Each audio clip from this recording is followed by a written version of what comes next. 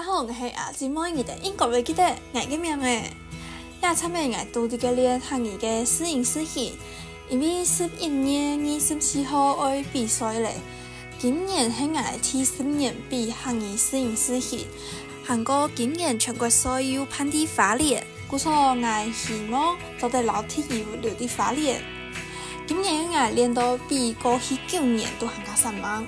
故所造成了一系列當好笑嘅副作用，就會講我行的路上看到招牌寫的娛樂，我就會想到這兩隻字我念做娛樂。看到朋友嘅漢字通台寫奢華的下午茶，我會想到奢華我念茶法。最得人驚嘅係，我連搞遊戲嘅世界，也全部都係試營試戲。